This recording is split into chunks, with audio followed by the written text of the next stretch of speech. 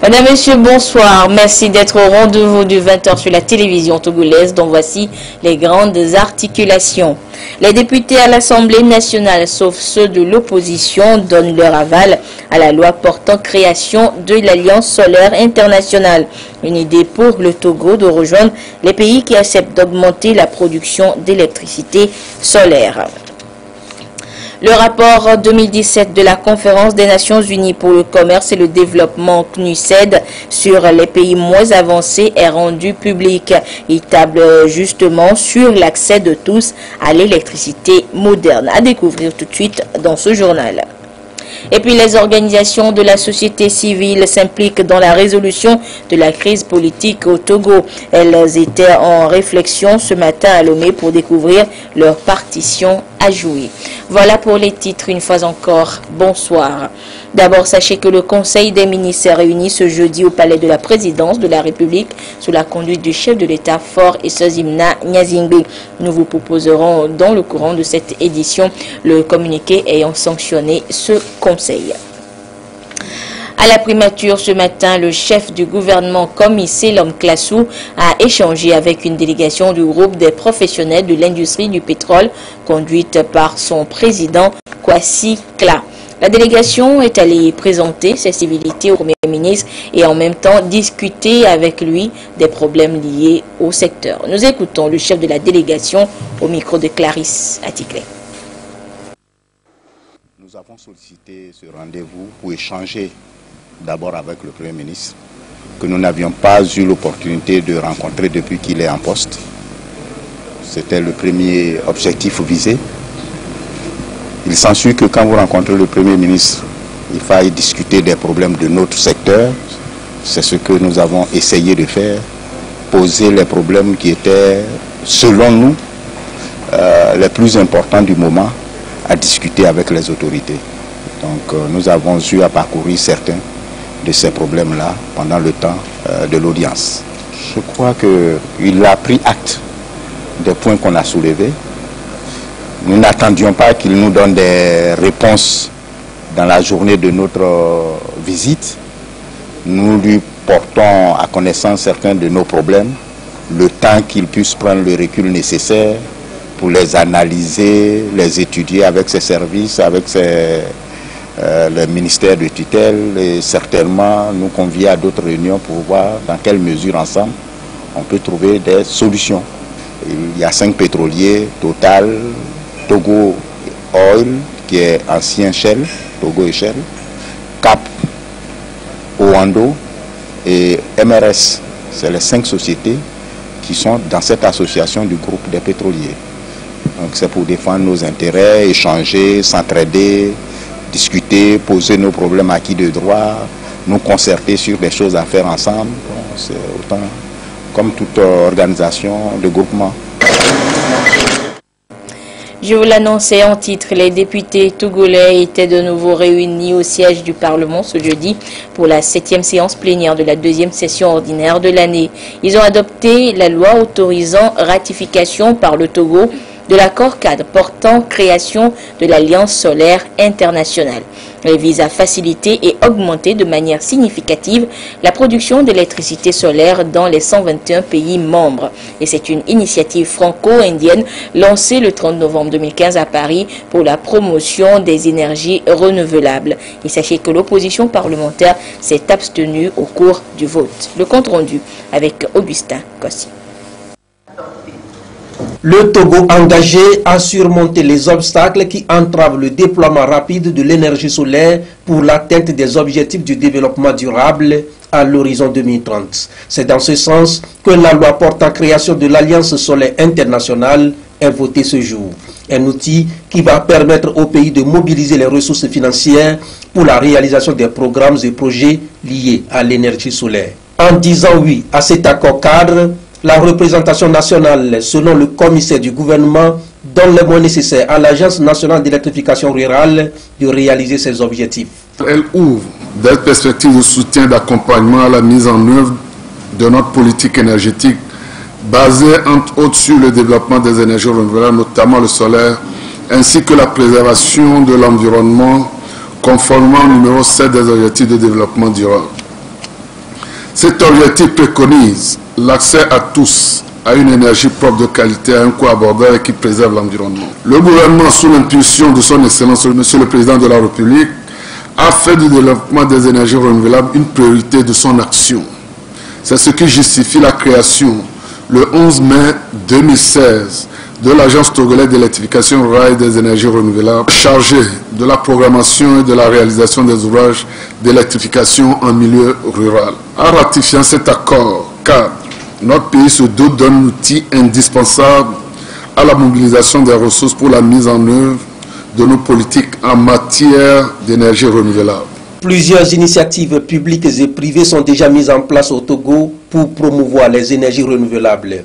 Un nouveau pas donc de franchi, une nouvelle piste de solution à en croire la troisième vice-présidente de l'Assemblée nationale pour faire face efficacement aux différentes difficultés en matière de développement durable. À l'heure où la pollution du monde a atteint des niveaux dont tous les spécialistes de l'environnement s'inquiètent, les énergies renouvelables constituent l'une des pistes de solution.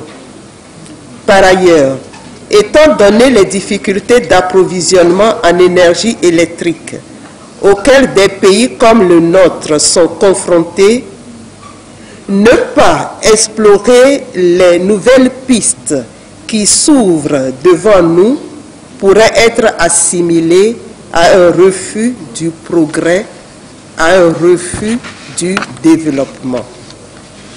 Je me réjouis donc du fait que l'enjeu du projet de loi qui nous est soumis ce matin pour examen n'ait échappé à personne. L'Alliance solaire internationale lancée en 2015 constitue une plateforme de coopération entre les pays en développement à fort potentiel solaire et les pays développés qui disposent de technologies solaires avancées. Elle se donne pour vocation de réduire les coûts des technologies liées aux équipements solaires et de mobiliser à l'horizon 2030 plus de 1000 milliards de dollars US pour développer l'énergie solaire dans les pays membres. Et c'est d'ailleurs l'énergie qui est au cœur du rapport 2017 de la CNUSED sur les pays moins avancés. Il est question, selon le dit rapport, de garantir l'accès à l'électricité moderne pour tous à travers les 3 piliers de développement durable que sont l'économie, le social et l'environnement. Les précisions avec Sergine Raimondo et Nathalie Panégué. Le rapport 2017 de la Conférence des Nations Unies sur le commerce et le développement CNUSED met l'accent cette année sur l'accès à l'énergie comme vecteur de transformation pour les pays moins avancés PMA. Ce rapport officiellement lancé fait une analyse globale de l'accès à l'électricité dans les 47 pays membres, dont le Togo. Ce que nous constatons dans le rapport, c'est que dans bon nombre de PMA, les retombées économiques de l'énergie sont parfois négligées et nous constatons que dans beaucoup de PMA, la consommation de l'énergie est dominée par le secteur des ménages et nous disons qu'il faudra à l'avenir porter aussi beaucoup plus d'attention sur la dimension économique de l'accès à l'énergie et utiliser l'accès à l'énergie comme un vecteur pour transformer les économies des PMA. Il y a une volonté politique au Togo pour amener l'accès à l'énergie aussi bien dans les zones rurales que urbaines et aussi le gouvernement togolais a exprimé une très grande volonté pour utiliser l'accès à l'énergie comme un levier de développement économique. Le rapport recommande au gouvernement de ces pays de renforcer les systèmes d'électricité, d'aborder la gouvernance et le financement du secteur électrique, d'intégrer l'énergie dans les stratégies de développement, de mobiliser la coopération internationale. À travers ce rapport, la CNUSED essaye de mobiliser la communauté internationale pour mieux appuyer les PMA dans leurs efforts de développement. Nous formulons des recommandations pour renforcer le système électrique dans les PMA, c'est-à-dire mettre en place une politique et une planification à long terme, tout en privilégiant la souplesse et la flexibilité dans ces politiques. Comment financer le secteur énergétique, c'est le défi principal pour les PMA. Et là, la coopération internationale sera primordiale. Il faudra trouver des modèles innovants pour financer le secteur de l'énergie. Garantir l'accès de tous à des services énergétiques fiables, durables et modernes à un coût abordable, conformément à l'ODD 7 à l'horizon 2030. Tel est le but que vise ce rapport, qui a aussi révélé que 62% de la population dans les PMA n'a pas accès à l'électricité, contre 10% dans les autres pays en développement.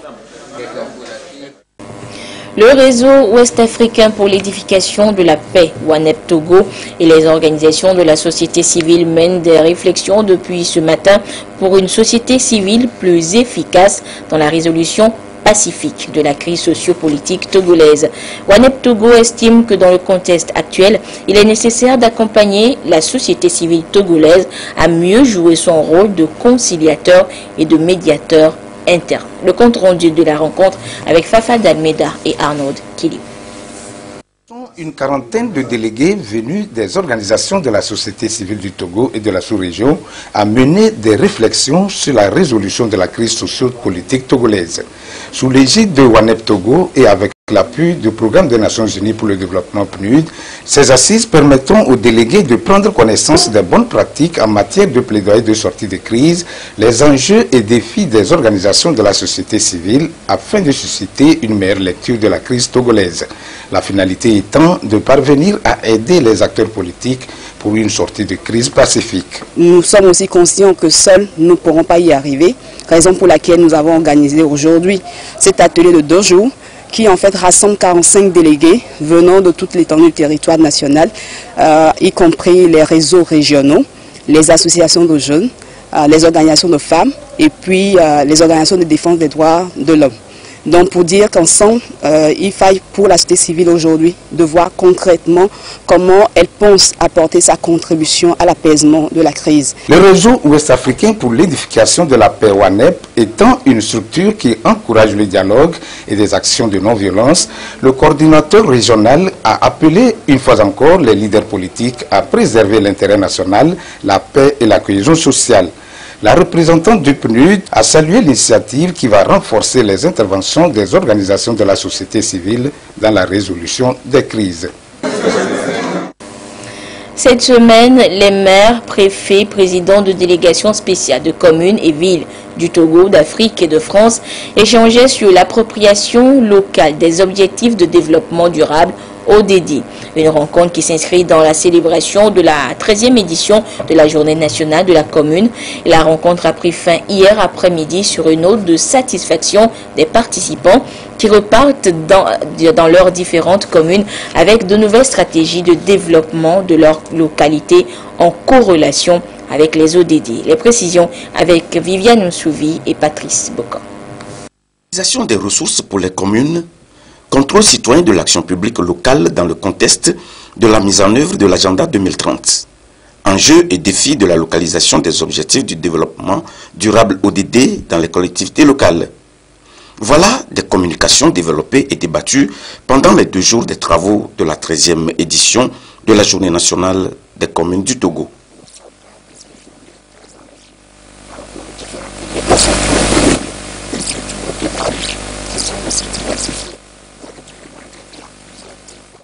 Quelques soucis techniques, nous reviendrons sur la cérémonie de clôture de cette rencontre des maires, préfets, présidents de délégations spéciales.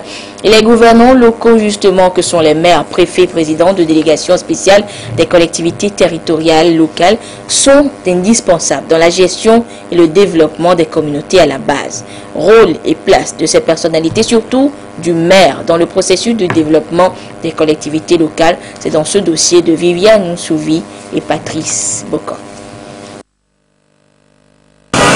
Le programme de développement durable à l'horizon 2030, adopté le 25 septembre 2015 par les États membres des Nations Unies, interpelle le monde entier qui s'est ainsi fixé 15 ans pour atteindre le seuil des objectifs du développement durable ODD. Pour les réaliser, des défis et enjeux sont à relever à la base, d'où l'implication des collectivités territoriales locales dont leur gestion incombe aux maires. La solution passe par l'implication de l'ensemble des communautés, l'ensemble des habitants du territoire. Que tu sois riche, que tu sois pauvre, que tu sois lettré, que tu ne sois pas lettré. Donc tous ceux qui vivent sur le territoire ont un intérêt à ce que le territoire soit bien vivable. Les collectivités territoriales doivent être au cœur de tout processus. Les collectivités territoriales sont des espaces de territorialisation de toutes les politiques de développement que chaque État est en train d'élaborer et de mettre en œuvre. Faire en sorte que les populations donnent leur confiance aux personnes dont ils pensent vraiment et se soucier de leur amélioration des conditions de vie. En 2007, le Togo a voté la loi portant décentralisation et liberté locale, conférant ainsi aux collectivités territoriales des compétences. Une base juridique qui renforce les attributions et rôles des maires dans leur gouvernance locale. Il faut effectivement promouvoir des programmes de résilience pour les populations, les programmes d'adaptation et d'atténuation au changement climatique, avec par exemple l'adaptation de nos semences agricoles. L'ensemble des populations rurales de l'Afrique du Sud, de l'Ouest pour ainsi dire, vivent de 80% de nos productions agricoles. Si le changement impacte négativement sur les productions, nous avons des problèmes de survie d'ici une vingtaine d'années.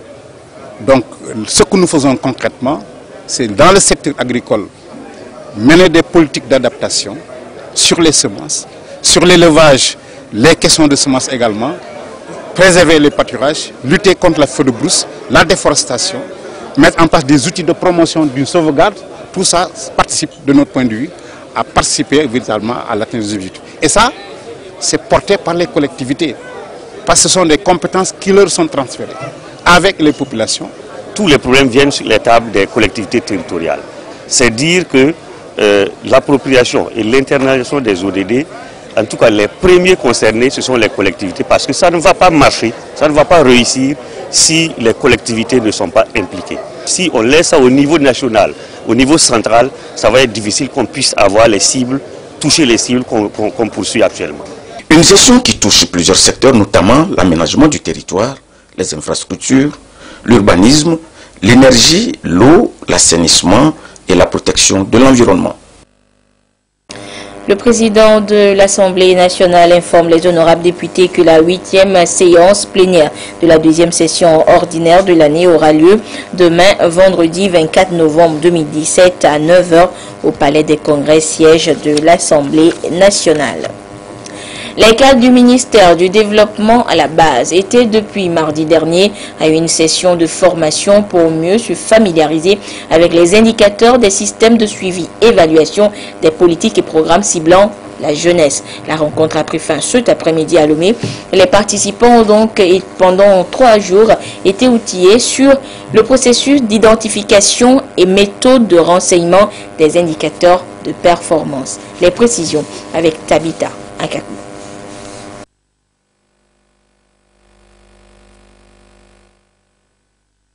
Nous reviendrons donc tout à l'heure sur cette fin de session de formation des cadres du développement à la base. Santé à présent, avec un bilan adressé, celui de l'approche contractuelle. Le nouveau concept est mis en œuvre par le gouvernement togolais il y a maintenant 5 mois. Quelles sont alors les appréciations dans les centres de santé pilotes? Les réponses avec Nadège Nyanya. Contractuel adopté par le gouvernement dans les formations sanitaires publiques du Togo est un engagement qui appelle à réduire considérablement le fossé qui sépare les ressources injectées dans le secteur d'une part et les performances des structures sanitaires publiques d'autre part. Mise en œuvre depuis juin 2017 au CHR d'Atapamé et au CHP de Blita, cette réforme du mode de gestion fait l'objet d'évaluation 5 mois après la phase d'expérimentation dans les centres de santé pilotes. L'évaluation de la contractualisation repose sur 5 indicateurs, à savoir l'augmentation du taux de fréquentation, la réduction du taux d'évasion fiscale, l'augmentation des recettes propres, l'amélioration de la disponibilité des médicaments et du recouvrement des coûts. Au bout de 5 mois, on a assisté à une augmentation du taux de fréquentation. du taux de consultation, du taux d'hospitalisation dans les grands services. Et ceci s'est accompagné également d'une importante augmentation des recettes de plus de 35%. Nous avons établi initialement une liste de 52 médicaments qui sont des médicaments fondamentaux couramment utilisés dans cette formation sanitaire, et aujourd'hui la disponibilité de ces médicaments est d'environ 90%. Le taux de retard, lorsqu'on avait commencé, était de 6%, aujourd'hui il est de 3%, et le taux de recouvrement est d'environ 90%. De même que nous avons assisté à une très importante diminution du taux d'évasion qui est passé de 6 à 3%. Donc schématiquement, il est permis de dire que l'approche contractuelle atteint les objectifs qu'on lui a assignés. La finalité de cette approche, c'était d'améliorer les soins de santé au profit du plus grand nombre de patients. Et l'augmentation des recettes, la conséquence immédiate, c'est de dire que depuis 5 mois, les primes et les salaires des agents, qui sont à peu près 109 personnes, émargeant sur le budget de cet hôpital-là, ne connaissent plus aucun retard. Ça, c'est le premier point. Le deuxième point, la disponibilité de médicaments est garantie. Le troisième point, qui est quand même très important, c'est que sur fonds propres, l'hôpital d'Atapamé est arrivé à se doter de 2 microscopes, de 6 ordinateurs, 2 brancards, d'une table d'accouchement, et la pharmacie est actuellement l'objet d'une réhabilitation et d'un agrandissement, et tout ceci sur fonds propres. L'engagement des plus hautes autorités a été déterminant dans la mise en œuvre de cette réforme. Il en a été de même de la démarche inclusive et participative qui a favorisé l'appropriation de la réforme par les différents acteurs, d'où la nécessité de l'étendre à d'autres formations sanitaires publiques. Les prochaines étapes, c'est bien sûr le renforcement de ce qui existe à Atapamé. Et d'ailleurs, puisque les deux pendants de la réforme, c'est assainir la gestion, en même temps aménager le cadre de travail, c'est ce qui fait que le bloc opératoire d'Atapamé sera l'objet d'une extension dans les prochaines semaines, de même qu'il va être implanté là-bas une unité de soins intensifs. Alors le CHU Sylvanus Olympio, qui est l'une des entités pilotes, lui va entrer dans la danse dans les prochaines semaines, j'espère bien avant la fin de l'année. Et compte tenu du fait que l'expérience d'Atapamé nous a beaucoup instruit, ce qui est en train de se passer dans les prochaines semaines aussi, c'est que nous allons entreprendre la contractualisation au CHU de Kara. Et pour étendre le maillage, nous avons pris attache avec des sociétés religieuses. Donc petit à petit, tous les centres publics de soins seront l'objet de contractualisation. Le but du gouvernement reste le même, c'est la satisfaction de la population. Et les formations sanitaires, objet de contractualisation, gardent leur statut public. Les agents relèvent de l'État, les équipements relèvent de l'État, les prix seront fixés par l'État. Le contractant est chargé de mettre des outils et des mécanismes de gestion orthodoxes et il sera payé pour ça. Le mode de gestion induit par l'approche contractuelle a été associé à l'aménagement du cadre. Ces mesures d'assainissement, de gestion et de l'environnement sont accompagnées d'un renforcement des infrastructures et des équipements par l'État et ses partenaires. La consolidation et l'extension de la réforme auront un impact sur l'atteinte par le Togo de l'objectif 3 des ODD, objectif de développement durable.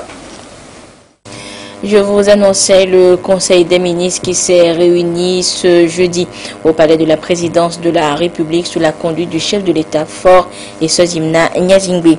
Le ministre Guy Madji Lorenzo, en charge de la communication, nous présente le communiqué ayant sanctionné ce conseil. Conseil des ministres du jeudi 23 novembre 2017. Le Conseil des ministres s'est réuni ce jeudi 23 novembre 2017 au palais de la présidence sous la présidence du président de la République, son Excellence M. Faure et Sozimna Nyazingbe. Le Conseil a adopté 3 décrets, examiné en première lecture un projet de décret et écouté 3 communications. Au titre des décrets, le premier décret adopté par le Conseil porte délégation des pouvoirs en matière de mise à jour des règlements par rapport aux nouveaux amendements relatifs aux annexes de la Convention de Chicago. En vue de permettre aux autorités d'aviation civile d'effectuer la mise à jour de leur réglementation par rapport aux nouveaux amendements de l'OACI, l'institution recommande aux États membres la délégation de compétences aux directeurs généraux des différentes agences nationales de l'aviation civile, ANAC, pour l'amendement des règlements relatifs aux 19 annexes à la Convention de Chicago. Par le passé, cette recommandation au Togo était mise en œuvre par l'arrêté numéro 016-MT-ANAC-Togo du 24 septembre 2012, accordant délégation de signature pour le règlement technique de mise en œuvre des normes et pratiques recommandées par l'Organisation de l'aviation civile internationale, qui donne délégation de signature au directeur général de l'ANAC sous le contrôle du ministre de tutelle. Toutefois, conformément à l'article 10 de la loi numéro 2016-011 du 7 juin 2016, cette délégation doit être accordée par décret pour être en conformité avec les exigences de l'OACI. Le décret permettra au système de l'aviation civile du Togo de disposer d'une réglementation constamment à jour par rapport au référentiel international. Il permettra aussi de disposer d'éléments de preuve de conformité aux standards internationaux. Le second décret, adopté par le Conseil des ministres, porte organisation et fonctionnement de la Fédération togolaise des sports scolaires et universitaires, FETOSU. La pratique des activités physiques et sportives au Togo a souffert pendant longtemps de l'inexistence d'un cadre juridique et réglementaire. Ce vide juridique n'a pas permis d'atteindre tous les objectifs escomptés, les sports scolaires et universitaires étant une pépinière de talents sportifs. En effet, les sports scolaires et universitaires, connus couramment sous l'appellation de championnats scolaires et universitaires, n'ont pas bénéficié depuis leur origine d'un cadre réglementaire devant régir leur organisation.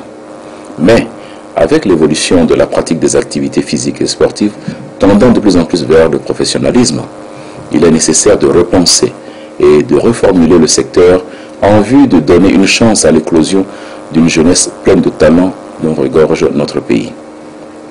Le décret portant organisation et fonctionnement de la Fédération togolaise des sports scolaires et universitaires, pris en application de la loi portant charte des activités physiques et sportives au Togo, s'inscrit dans cette perspective. Le troisième décret adopté porte création, attribution et fonctionnement de la cellule présidentielle d'exécution et de suivi des projets prioritaires. Dans le but de réaliser davantage de projets concourant au bien-être des populations togolaises et dans la continuité des efforts déjà entamés, le gouvernement togolais ambitionne la création de milliers d'emplois décents sur les 5 prochaines années dans divers secteurs productifs de l'économie. À cet effet, le gouvernement togolais s'est enjoint les services du cabinet Tony Blair Institute. Tony Blair Institute est une organisation à but non lucratif créée par l'ancien Premier ministre britannique ayant pour objectif de partager les dividendes de la mondialisation avec le plus grand nombre de personnes. L'Institut opère aujourd'hui dans une douzaine de pays en Afrique en mobilisant les experts travaillant en étroite collaboration avec le gouvernement dans une approche intégrée sensible au contexte local. Il adopte une démarche de co-création avec le gouvernement en proposant des solutions appropriées à des défis propres au Togo. L'équipe du Tony Blair Institute a pour mission de renforcer les compétences, les systèmes et les structures nationales qui sous-tendent la réalisation et l'ancrage institutionnel de ces projets. Cela se traduit par une politique de formation des jeunes talents togolais. Dans ce cadre, certains jeunes togolais sont déjà en formation au siège de l'Institut en Éthiopie. Outre la formation d'excellence, ils bénéficieront également à leur retour au Togo d'un coaching personnalisé jusqu'à ce qu'ils atteignent un niveau de performance leur permettant d'être mobilisés dans les structures et institutions en lien avec le partenariat du Tony Blair Institute. L'Institut interviendra dans les projets d'investissement prioritaires, la réalisation des réformes visant à améliorer le climat des affaires et l'opérationnalisation de la cellule présidentielle d'exécution et de suivi du projet prioritaire. en facilitant l'échange d'expériences et l'élaboration d'outils et méthodes nécessaires à la mission de la cellule. En adoptant le décret portant création, attribution et fonctionnement de la cellule présidentielle d'exécution et de suivi des projets prioritaires, le Conseil dote notre pays d'un outil chargé de suivre l'exécution des projets prioritaires identifiés dans le cadre d'arbitrages nationaux, ceci en lien avec les porteurs de ces projets et en associant tous les acteurs, permettre la visibilité des résultats obtenus et veiller à ce que ces résultats aient réellement un impact sur la population, garantir et mettre en œuvre les actions pour une association du secteur privé aux initiatives prioritaires et à l'atteinte des résultats attendus, développer des outils et méthodologies de pilotage et d'exécution des projets et s'assurer de leur bonne diffusion au sein de l'administration togolaise. Et enfin, développer et mettre en œuvre, tant au niveau national qu'international, un plan de communication autour des résultats obtenus. Le Togo se dote ainsi d'un instrument de performance dans l'exécution des projets prioritaires pour le bien-être de l'ensemble de la population. Au titre de communication, la première communication relative à la mission du cabinet Tony Blair Institute for Global Change auprès du gouvernement togolais a précédé l'examen et l'adoption du décret portant création, organisation et fonctionnement de la cellule présidentielle de l'exécution du suivi du projet prioritaire examiné plus haut. La deuxième communication présentée par Madame le coordonnateur de la cellule climat des affaires, CCA, a rendu compte au Conseil de l'évaluation par la Banque mondiale de la mise en œuvre des réformes relatives à la facilité de faire les affaires au Togo, communément appelé Doing Business. Le rapport Doing Business est un rapport annuel publié par la Banque mondiale et qui examine les règlements qui affectent les différentes étapes de la vie d'une entreprise, allant de sa création à la résolution de l'insolvabilité.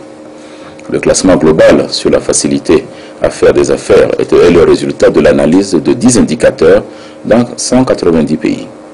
À l'analyse des conclusions du rapport de cette année, le Togo se doit de retrouver la dynamique d'amélioration du climat des affaires notée il y a 3 ans, d'autant plus qu'il est en concurrence avec les autres pays de l'UEMOA. Pour atteindre de meilleures performances dans ce domaine, notre pays doit relever le défi de la communication stratégique qui sera varié en fonction du groupe cible, mettre l'accent sur l'amélioration de l'indicateur création d'entreprises et poursuivre résolument les réformes économiques déjà engagées. Le président de la République a instruit les membres du gouvernement de prendre des dispositions diligentes pour améliorer le climat des affaires et rendre le pays plus attractif vis-à-vis des investisseurs. Pour ce faire, il a demandé qu'un rapport bimensuel soit fait par la cellule du climat des affaires au Conseil des ministres en vue de trouver, ensemble avec tous les acteurs concernés, des solutions éventuelles goulot d'étranglement qui pourraient être identifiées. La dernière communication relative à la 26e session du Conseil d'administration du Programme des Nations Unies pour les établissements humains, ONU Habitat, du 8 au 12 mai 2017 à Nairobi, au Kenya. Présentée par le ministre de l'Urbanisme, de l'Habitat et du Cadre de Vie, cette communication a permis au Conseil d'être informé sur les décisions de cet organisme, notamment le renforcement du rôle de ONU Habitat dans la réponse aux crises urbaines, la promotion de la sécurité dans les villes et les établissements humains. Notre pays pourra accroître le portefeuille de programmes et projets à mettre en œuvre conjointement par ONU Habitat et bénéficier de l'appui technique et financier d'autres bailleurs grâce au partenariat noué avec ONU Habitat. L'objectif étant d'améliorer constamment le cadre de vie de nos populations. Fait à Lomé le 23 novembre 2017, le Conseil des ministres. Demain, vendredi 24 novembre, s'ouvre la 14e foire internationale de Lomé. À la veille de cette ouverture, une de nos équipes de reportage s'est rendue sur le site du CITEF, le Centre Togolais des Expositions et Foires, pour constater les derniers réglages. Tout est fait prêt, à en croire le directeur du centre. Pour les 2 semaines à venir, des échanges commerciaux, des spectacles et toutes autres activités seront au rendez-vous. L'ambiance à quelques heures de l'ouverture de la 14e foire internationale de Lomé, c'est avec Luc Assis.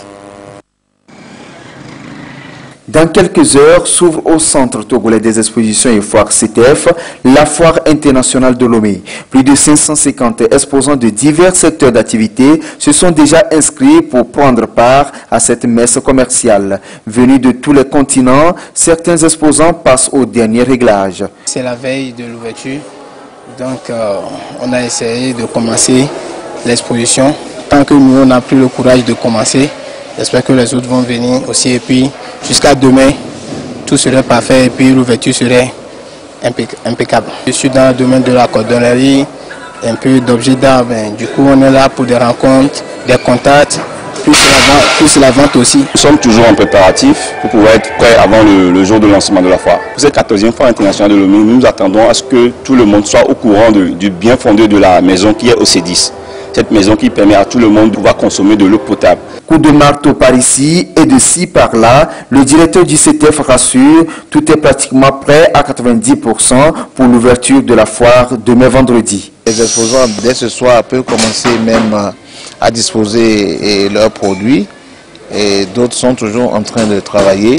Nous avons des exposants qui nous viennent de 17 pays et donc nous avons en dehors de nos compatriotes, on a également ceux qui nous viennent des pays membres de la CEDEAO et pratiquement ils sont tous là. 300 000 visiteurs sont attendus à cet événement commercial annuel qui offre plusieurs opportunités économiques. Et la sécurité de tous ces visiteurs sera garantie grâce à un dispositif mis en place. Les innovations sont encore au rendez-vous pour l'édition de cette année. On a fait en sorte que la police nationale, la gendarmerie, les sapeurs-pompiers, nous avons également la police privée, les agents de sécurité privée qui sont mobilisés dès l'entrée de la foire où vous aurez la possibilité d'acheter soit votre billet par flou, soit par T-Money, soit par l'application de EcoBank. Vous pouvez acheter votre billet depuis votre maison par 3 systèmes et à l'arrivée de la foire, vous n'avez plus à vous aligner. En dehors de cela, nous avons un espace thématique où on aura environ une quarantaine de startups qui seront là et qui vont exposer sur les différentes applications qu'ils ont soit initiées pour résoudre des problèmes de la vie, parce que vous savez que les applications c'est pour résoudre des problèmes, ou bien c'est des applications qui sont élaborées pour faciliter la vie à l'entreprise. Et il y en a dans tous les domaines. Côté ludique n'est pas oublié non plus. En dehors des bars, restaurants traditionnels que nous avons cette année nos frères de la diaspora qui sont venus avec d'autres innovations dans le domaine. 3 pavillons sont donc réservés pour les stands. Des concerts et des conférences B2B meubleront les activités de cette foire consacrée aux opportunités qu'offre le numérique pour le développement des affaires. Rendez-vous donc demain vendredi au CTF. Jeudi, nous ouvrons maintenant la traditionnelle page des sports avec Claude Ama. Claude, bonsoir. Bonsoir Anita. Démarré le week-end dernier, le championnat national de football de première division connaîtra son 2e acte ce week-end.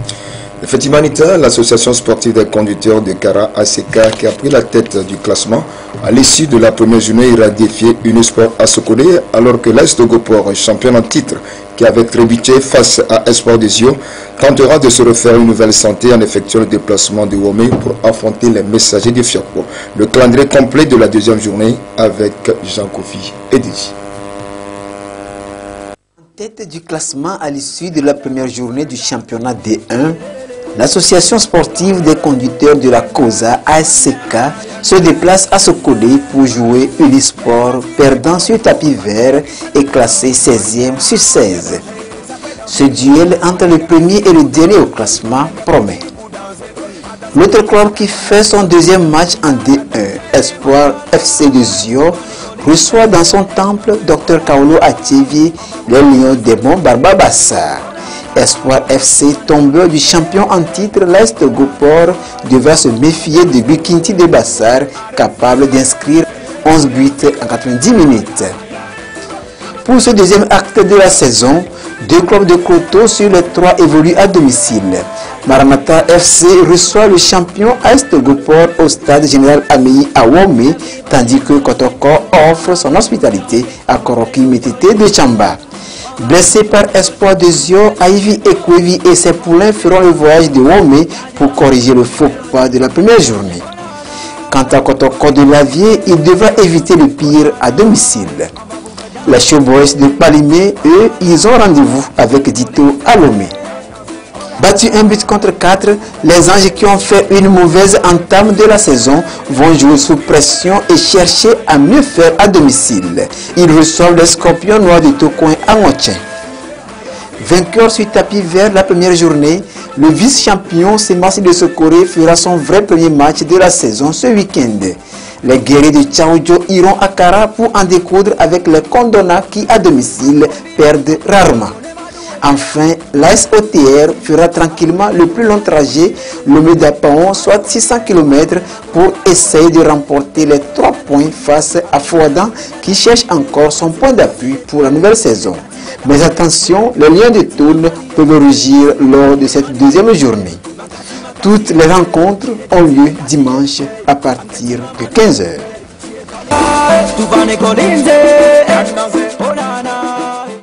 Et Claude, lentement mais sûrement, nous nous acheminons vers la fin de cette année 2017 et les clubs des Gaillards affûtent leurs armes pour les tournois de fin d'année. C'est le cas du Gaillard Club du camp GP d'Agoué qui était en amical dimanche dernier sur le stade d'Agoué contre Solidarité Gaillard Club de Palimé. Les deux équipes se sont séparées dos à dos, un but partout. Martin Sandani, Mankoubi. Battu 4 buts à 3 au match aller il y a un mois à Palimé, les Gaillards du camp GP d'Agoué en jaune n'ont pas pu renverser la tendance au match retour à domicile. Bien lancés, les jaunes affichent pourtant clairement leurs intentions en marquant les premiers, mais leurs ambitions s'arrêtent à mi-chemin. Les visiteurs, qui ne sont pas du tout déplacés à Lomé en touristes, répondent du face-à-face et remettent les deux équipes à égalité. Un but partout, score final.